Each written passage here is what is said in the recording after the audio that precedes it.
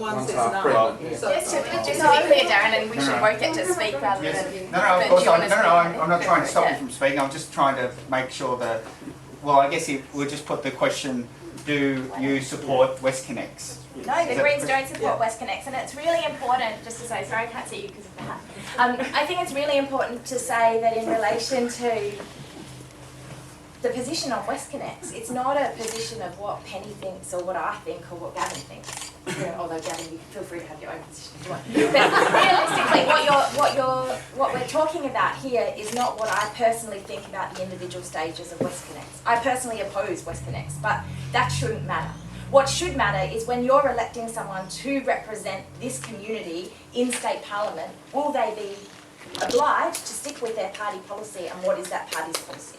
We know from past actions that the Greens have been consistent in our opposition to Westconnex. We have been consistent in our commitment to redirecting that $15 million into sustainable community public transport systems. The reality is that that's the decision that people in this area should make. It shouldn't matter what I personally think. What should matter is the policy position of the party. And the reality is that we know that both Labor and Liberal have both supported investment of public money into building the Westconnex project. It disappoints me as much as it disappoints you. It disappoints me that you're misrepresenting our position. The Westconnex is, as I said to you earlier, a number of different projects. I have told you what Labor's position is. And it doesn't actually matter what my personal position is. That's one thing that Jenny is right. It's who's going to be in a position to actually change the decisions that are made and make the decisions on behalf of our community. That's a decision, that is fundamentally a decision. Who is going to be in government? Who is going to be able to make those choices? Who's going to be at the front desk? Well, that's fine. You guys are never going to vote for me anyway, right? No, let's understand that. So everybody remembers they beat and McDonald. Yes, so do I. They weren't my friends, can I tell you? They weren't my friends, and the sooner they go to jail, the better. So please don't try and draw me and be so rude as to actually suggest that I had anything to do with them or that they were any friends of mine. They're no friends of mine. I want them to go to jail. So all I want to say is that I have stood at Sydney Alliance on several occasions. I have committed and continue to meet with them. I'm working with them closely on the station access fee. I've worked closely and talking to them about their proposal for Pipita. If people, no one's mentioned this tonight, but the idea that you'd actually get a decent station out at the end of the M4 that would allow people to park, to ride, to get there and to actually use public transport. Those are good issues, and I am committed to and continue to work closely with them on that. I've also continued to work with them on issues around Opal. Don't judge me by what I've said, judge me by what I've already done in relation to that. I'm not going to, it would be easy for me to say, I don't support Westconnex and so the Labor Party won't do that. That is not the proposal. Labor will put forward more detail around what we will or we won't do, and I've been upfront with you about what we have said about that so far. All I can ask you is to hear me.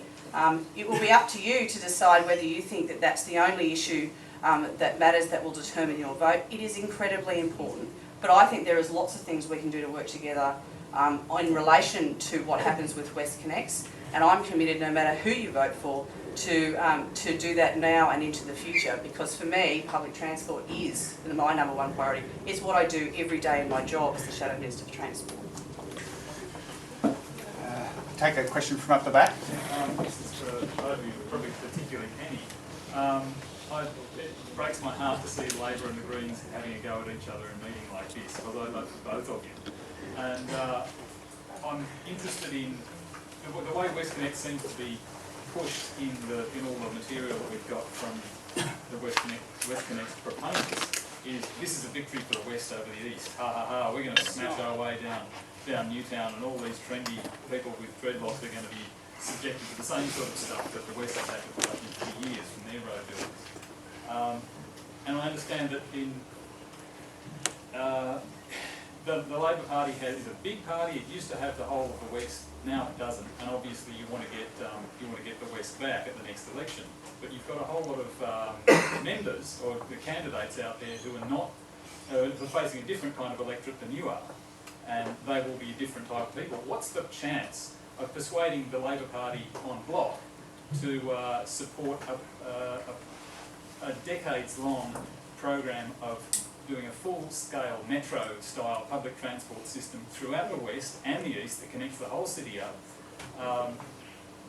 and having that at the next election and consistently pushing that over Westconnex, over a stupid 1950s roads program. Is that a realistic thing? I know the Greens can do it, but can a larger party which has got much more traditional attitude towards schmoozing voters do it too?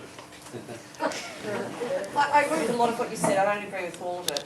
The idea about schmoozing voters is not about that. It's actually about deciding who will govern the state and who actually makes decisions on a whole range of issues. Labor seeks to govern. We seek to get 50% of the vote to be able to do all of the things that we want to do, and which we've had very good history of doing, including, in a whole range of things. I don't need to go through that.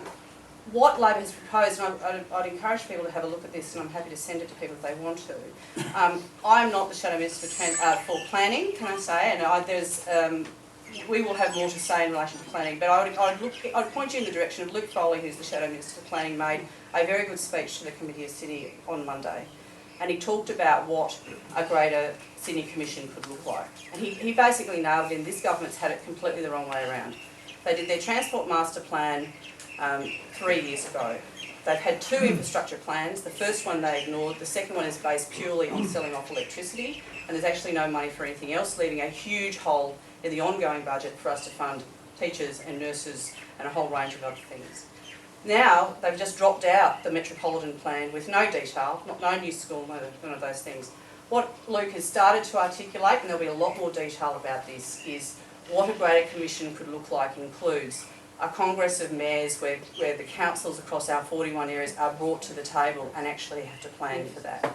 That we look at rather than dealing with build a road to deal with congestion, you actually look at how do we look at congestion rather than holistically, and I think that gets to where you're going. I can't say any more than that. There will be more detail about that, but I think that there is a huge opportunity around urban planning. Understand, federally, one of the biggest issues we have in the state is there's not enough money for state governments. The purse strings are held by Canberra. The Liberal Party has never supported urban planning, and you look exactly where they're at. The only money came through with Brian Howe and Better Cities. We got some way through Infrastructure Australia with the work that Anthony Albanese did. Want to get serious about very fast train. Anthony actually lined the ducks up to get us there, that we actually now have a model that we can talk about and look at implementing. There is opportunities there, but it actually requires how are we going to fund it, and that's a hard conversation. And we need to also talk about the federal, state and the commitment to actually our cities as a whole, not just as sort of